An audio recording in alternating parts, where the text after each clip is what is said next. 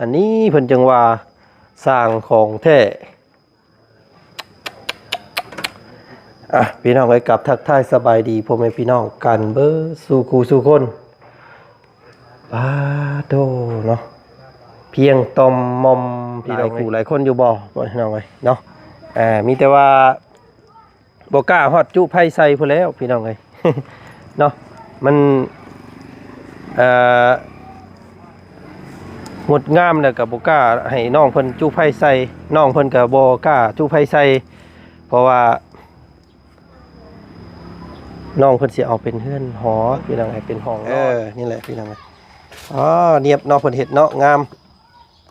ลองไงเบิ่งลองมั่งเบิ่งคอยมั่งไปเอาข้างนี้ออกก่อนก็ได้น้องเลยเอาตัวนี้ออกก่อนแข็งแล้วเนาะละเอียด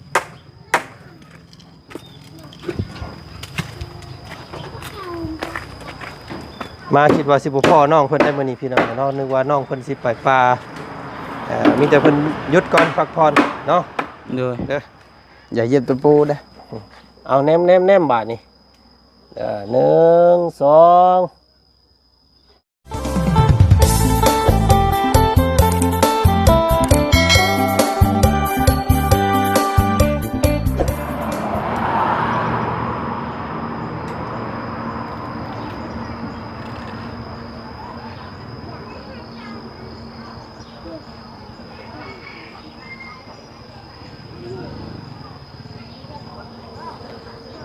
เนาะ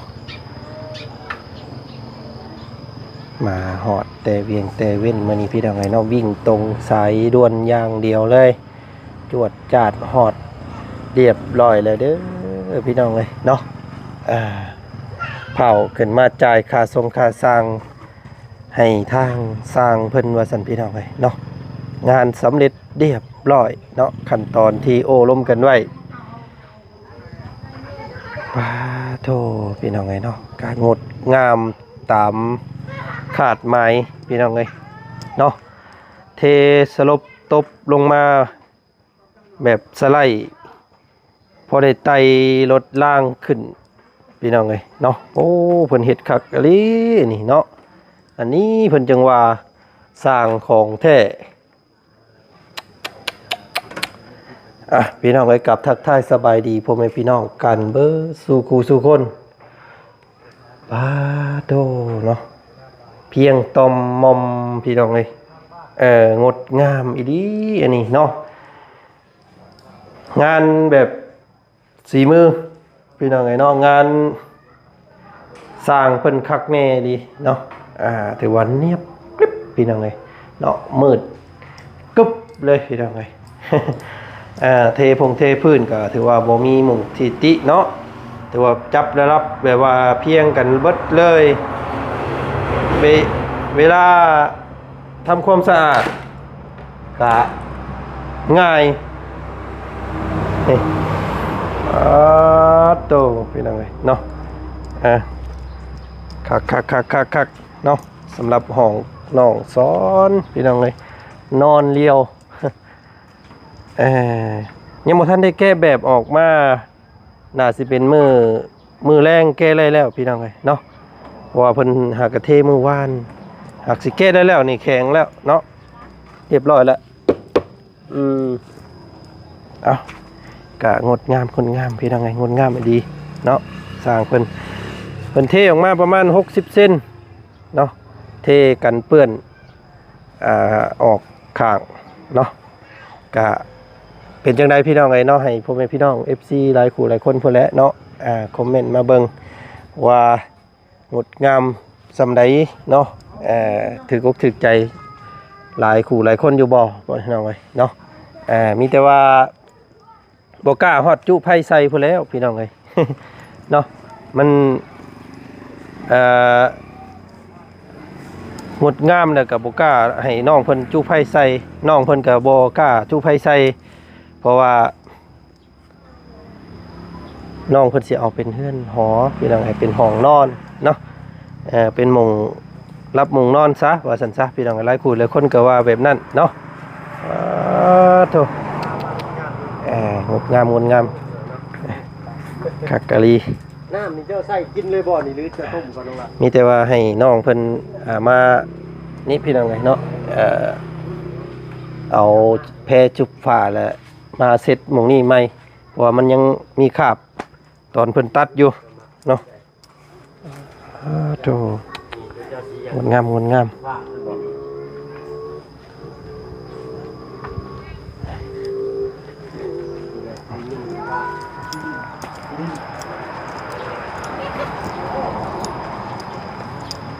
พี่น้องไอ้น้องมีแต่ว่ารุ่นกันต่อเรื่องตัวเฮือนใหญ่บาทที่นี่พี่น้องไอ้เนาะ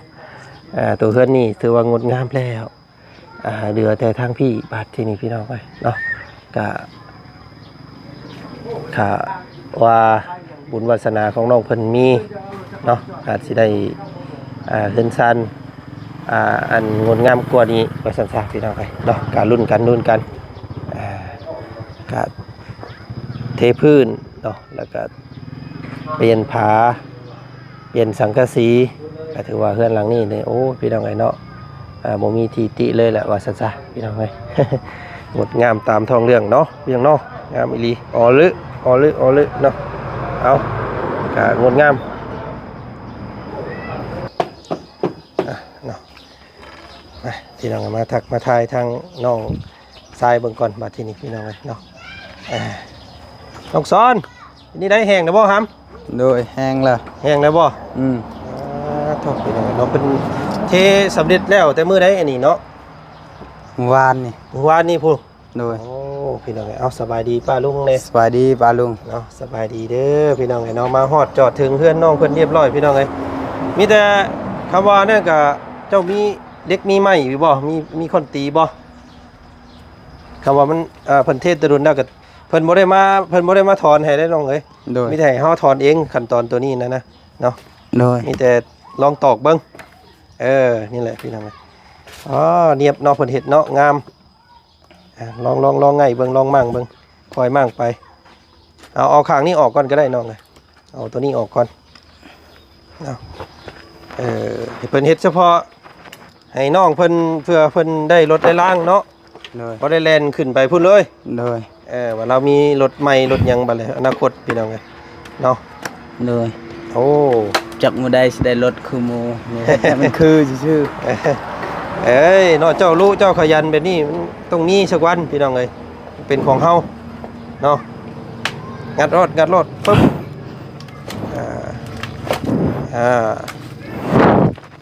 โอ้พี่น้องงามเลยเราเห็ดเนาะนาได้พี่น้องเอ้ยเพิ่นเห็ดนี่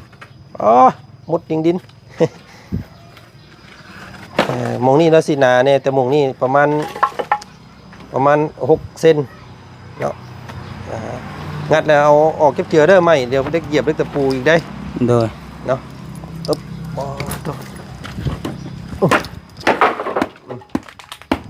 โอ้งามเนาะพี่น้องเนาะเพิ่นเห็ดเนาะ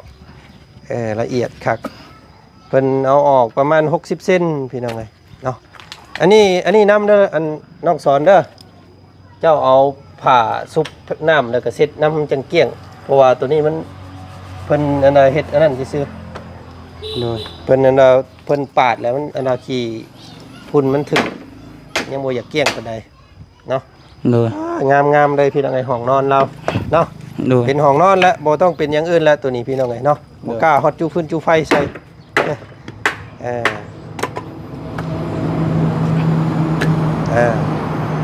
ไม่ก็เก็บไว้ดีๆมันยังโอเคอยู่ไหมนี่พี่น้องเนาะเพราะว่าเถื่ออนาคตจะได้เทพื้นเฮือนใหญ่เจ้าให้อีกเนาะเทพื้นตารางเฮือนนั่งเย็นสบายโอ้เนาะเพิ่นเทแบบว่าบ่ได้ให้น้ำขังเลยนี่พี่น้องไงเนาะให้น้ำไหลลงมาพี่เนาะพี่ตะโจมองพี่ก่อนก็ได้เนาะได้จังทอนเนาะปุ๊บโอ้ยแล้วปีนน้องเด้อโดยเล็กตะปูได้เนาะแล้วแต่ว่านนี่พี่น้องไงเนาะมื้อนี้มีแต่จ่ายเงินให้เพิ่นเท่านั้นแล้วบาทนี้พี่น้องไงเนาะจ่ายเงินปีนลงมันอันนั้นเหยียบมันโอ้ยพี่น้องไงมัน2,000เลยบ่ มาตอกเบิ่งแข็งแล้วเนาะละเอียด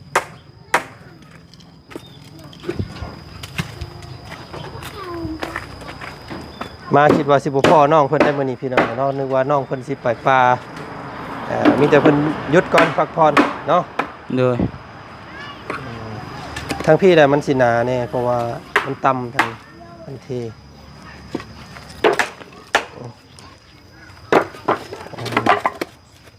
มาตอกเบิ่งพี่แล้วบัดแล้วก็คำว่าเทเฮือนใหญ่เพิ่นก็สิเอาระลับตัวเก่าตัวนี้ให้พี่เลยต่อการผสมปูนของสร้างเพิ่นนี่ถือว่าได้มาตรฐานพี่น้องเนาะเบิ่งแล้วก็มันเข้มๆอุ๊บโชว์เราเอาไปป้าน้ำกันพุ่นแหละบ้าบาดนี้เนาะเราต้องย่านน้ำท่วมงาม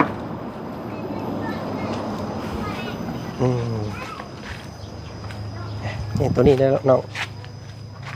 ตัวนี้น้ำเป็นเทแบบว่าลงลึกอยู่เนาะมันบ่ต้องย่านว่าวันชีเหยียบแตกเหยียบยังบ่ต้องนั้นไม่เป็นยังเฮ้ตัวนี้อีกน้องละ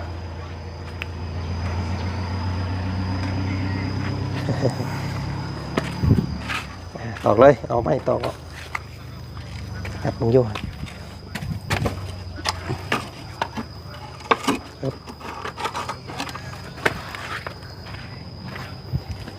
โอ้พี่น้องน้องห้องสำเร็จเรียบร้อยแบบนี้แล้วมื้อใดบัดนี้พี่น้องไอ้น้องคนสิพาลงมานอนที่บ่บัดนี้เนาะกัดออกเอาแล้วเข้ามาพี่เด้อบัดเด้อเข้ามาเบิ่งข้างในโอ้เนาะคักอะไรนี่พี่น้องเอ้ย เพียงตอมมอมมีแต่ถ้าเอาศาสตร์เอายังมาปูโดดเนี่ยมันสิกัดศาสตร์ได้นี่พี่น้องเอ้ยเนาะเพราะว่ามันเป็นปูนเขาต้องเอาอีหยังคนอื่นเนาะรอมังกรเพราะว่าทางเบาบุญสารวัตรเนาะเพิ่นเมย์เพิ่นว่าสิซอยเรื่องติดกระโดให้อยู่เนาะติดกระเบื้องใส่ให้แล้วก็จังลงมานอนน้องเอ้ยเนาะนอนอยู่เทิงเรือนก่อนช่วงนี้ก็ได้เด้อยังบ่พานอนก็อย่าเพราะว่ามันปูนมันสิกัดก้นเจ้า เนาะเป็นนี่ได้น้องความรู้สึกมันเมื่อสำเร็จเรียบร้อยแบบนี้แล้วเป็นนี่ได้เนาะงามอยู่บ่มักอยู่บ่แบบนี้คักบ่มักเนาะโดยคำว่านอนนี่เจ้าสิปินหัวไปทางใดเจ้าคิดว่าปินหัวทางพุ่น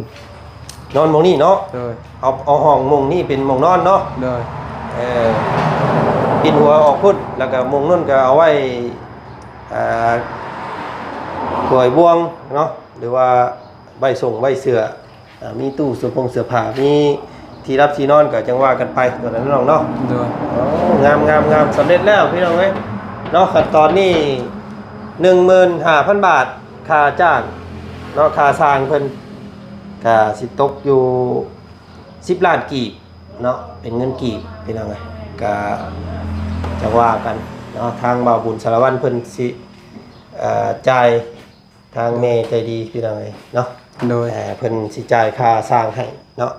ว่าสร้างก็สิไปดินบุญเนาะในบ้านเพิ่นมีบุญพี่น้องไอ้บุญบั้งไฟเนาะทางพวกเฮาก็สิร่วมทำบุญนำเพิ่นคือกันหลังจากมาหาน้องสอนแล้วก็สิพากันลงไปค่อยก็ยังบ่มีเงินคือกันเขาให้คนในบ้านเนี่ยมาให้เลยเฮายังบ่ได้ให้ยังบ่ได้ขายกล้วยเนี่ยใดก็เขาเก็บผู้ละ50,000เก็บบุญนี่บ่โอ้เพิ่นเก็บมันสมทบเข้าวัดนี่เนาะเฮ็ดบุญบั้งไฟนี่โดยคนละ50,000โดยยังบ่ทันได้ให้เพิ่นซ้ำยังอายคักบาทนี่พี่น้องเอ้ยไผมาเก็บอันพอบ้านบ่หรือว่าทางคณะบ้านเพิ่นหน่วยเฮาพุ่นเฮือนมันอ๋อเฮือนนี่ยังบ่ทันได้ให้เจ้าเนาะโดยบ่ยากเด้ซะเบิ่งเดี๋ยวเราบ่าวสิซอยอีกแห่งนึงเนาะสิ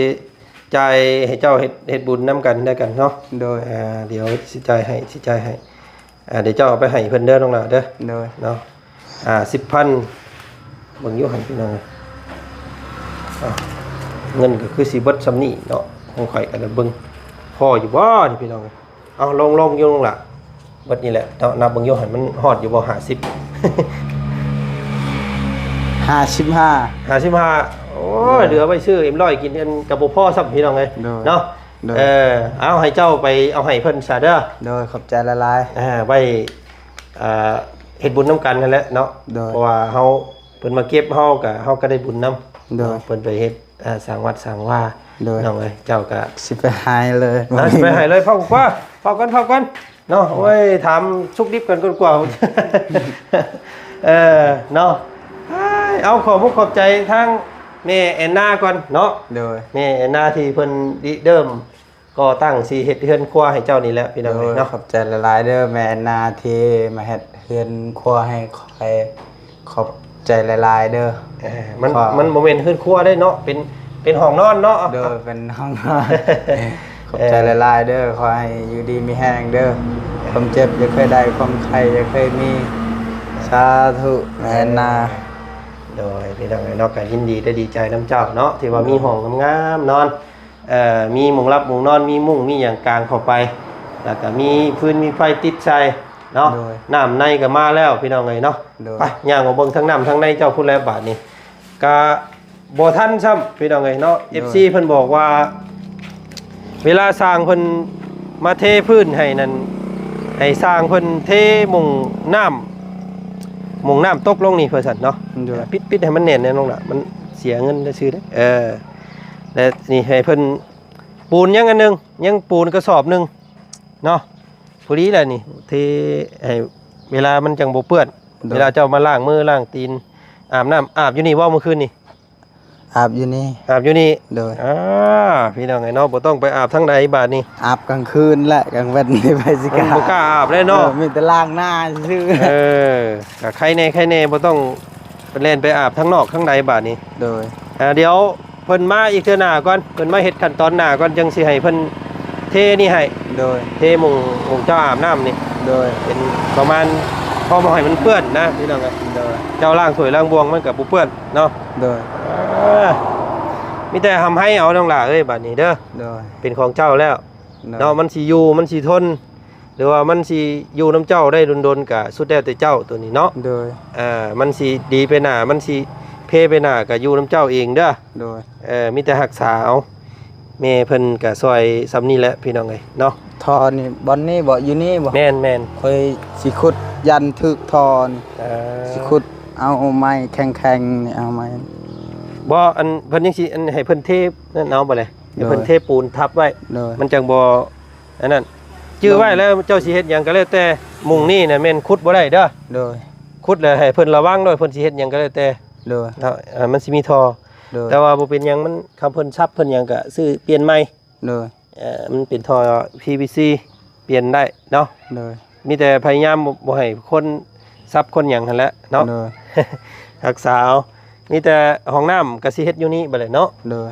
เหมาะอยู่บ่น้องเฮ็ดอยู่พี่ห้องน้ำเฮ็ดอยู่ อยู่พุ่นจึงน้อยบัดอาบน้ำนั่นหมด มันสิไล่ไปพุ่นเนาะ ไล่ไปอยู่เฮือนเขาพอแห้ง อยู่นี่คือแล้วเนาะ เฮ็ดอยู่พุ่นห้องครัวมันจึงบ่ได้ไล่หยัง แม่ มี น แต่ของ เป็น กิ ความ นซื่อๆ เป็นความเล่าพี่น้องเอ้ยเพราะว่าเวลาเฮาอาบน้ำมันสิลงไปพุ่นเนาะ ลงไปเฮือน ถึงเพื่อนเพิ่น อันนี้ใครแน่น้องเพิ่นก็ขุดเรียบร้อยแล้วเนาะแต่คำว่าอาบน้ำมันก็ลงไปทางพุ่นเนาะ โดย ลงไปใส่คลองพุ่น โดย ไหลไปลงป่าพุ่นใครแน่ โดย ค่อยเป็นค่อยไปเนาะน้องเนาะ โดย ได้ขั้นตอนนี้ก่อนรอบนี้พี่น้องไง โดย มาขอถ่ายรูปน้ำแน่ โดย มาไปยืนพูดห้องพูดปะ โดย ถ่ายรูปกับเพื่อนงามนี่นะพี่น้องไง โดย โอ้ยมาอีกย้ำมาอีกย้ำมาอีกย้ำมาหาไอ้พี่ย้ำมาพี่ย้ำมายืนบังนี่โอ้มนอยากมันมืดเนี่ยเนาะ โดย เด้อ อย่าเหยียบตะปูเด้อ เอาแนมบาทนี่1 2โทษพี่น้องไงเนาะเอา1 2โอ้ยเนาะยังเป็นเครื่อง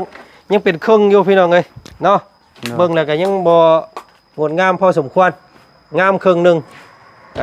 ก็ยังเป็นธรรมชาติคือเก่า โดย เอ้ย เอ้าน้องไปจ่ายค่านะเพิ่นซะซะเนาะเอามาเอามักระเบิดมาให้เบาก่อน โดย ไปจ่ายค่าเพิ่นเก็บเฮ็ดบุญเนาะได้บุญน้ำกันเด้อน้องเด้อก็โอเคเนาะงดงามตามท้องเรื่องก็สีมือไม้ลายมือของสร้างเพิ่นก็ถือว่าประณีตเนาะงดงามดีงามคักพี่น้องเอ้ยผู้เอาเงินให้ปุ๊บก็ไปจ่ายปั๊บรถเราก็ได้พี่น้องเอ้ยซีเมนต์น้องเพิ่นก็บ่มีอีหลีเนาะ50,000น้องเพิ่นก็ขาดไม่ขาดมือบ่มีเงินใช้จ่ายให้ทางเพิ่นมาเก็บเนาะหมู่เขาวัดสันซาเป็นส่วนหนึ่งในการเฮ็ดบุญเนาะก็พี่น้องเอ้ยซอยน้องเพิ่นไปเนาะถือว่าได้บุญ2สั้นมาจันก็ได้พี่น้องเอ้ยเนาะไปซะเนาะสำหรับคลิปนี้ก็อัปเดตเฮือนห้องนอนของน้องสอนเพิ่นซ้ำนี้ก่อนพี่น้องเอ้ยเนาะก็รุ่นเบิ่งขั้นตอนต่อไปเนาะสิมีสีทาบ่สิติดกะโลสีหยังพี่น้องเอ้ยเนาะสิเบิดเท่าใดก็จังว่ากันอีกรอบนึงอันนั้นเนาะพี่น้องเนาะคลิปนี้ก็โอ้ยถือว่าลึงามแล้วพี่น้องเอ้ยเนาะมีแต่เบิ่งส้มกันคลิปหน้าแล้วกันเนาะเบิ่งไปตามขั้นตอนพี่น้องเอ้ยเนาะพ้อกันใหม่อีกคลิปหน้าคลิปนี้ขอกล่าวคำว่าสบายดีเด้อเบิดสู่คู่สู่คนพี่น้องเอ้ยนี่แหละเนาะงามก็ยังบ่ครบปานใดพี่น้องเอ้ยค่อยเป็นค่อยไปเนาะเฮือนหลังเก่าก็ยังปลุกผุพังคือเก่ารุ่นเบิ่งน้องเพิ่นสิได้หยังแน่ขั้นตอนต่อไปเนาะสบายดีมื้อนี้ไปแล้วสบายดีพี่น้องเอ้ย